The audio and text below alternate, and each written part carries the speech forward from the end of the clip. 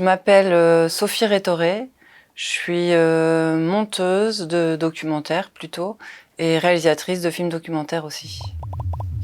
Comment êtes-vous devenue réalisatrice?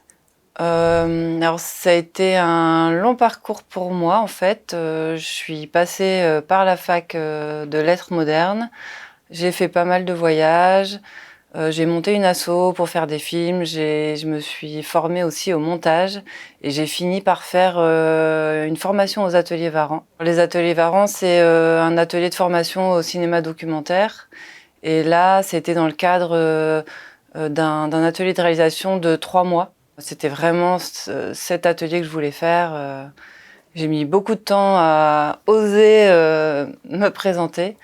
Et puis en fait, c'était vraiment une super formation parce qu'on est une dizaine et on voit tous les films en train de se faire. C'était vraiment très formateur, très intéressant. Et puis bon, c'est aussi une épreuve parce que montrer ces rushs comme ça, sans les avoir vus soi-même à tout le monde, bah, voilà, on livre pas mal, mais c'est vraiment hyper instructif.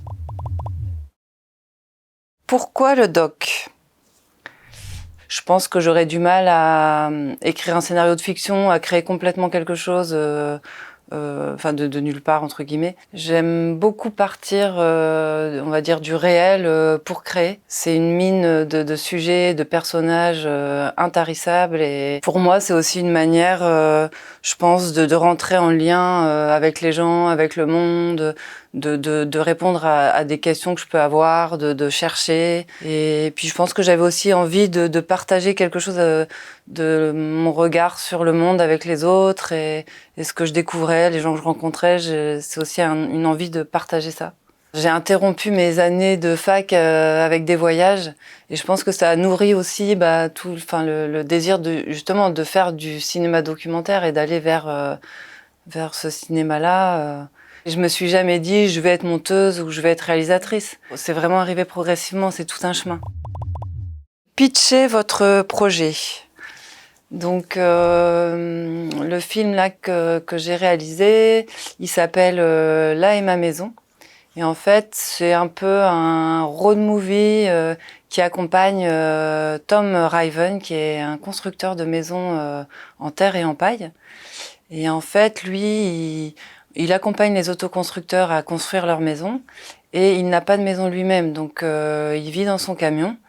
Il est nomade. Donc le film l'accompagne un peu sur la route, sur les chantiers. À travers ce voyage, je questionne sa manière d'habiter le monde, je vais dire. J'essaye de développer un peu la philosophie qui se dégage de la manière de construire de Tom et de sa manière de vivre.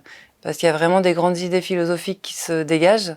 Et donc ça, c'est un peu voilà, ce qui m'a guidée dans mon travail, c'est d'aller chercher ces questions-là.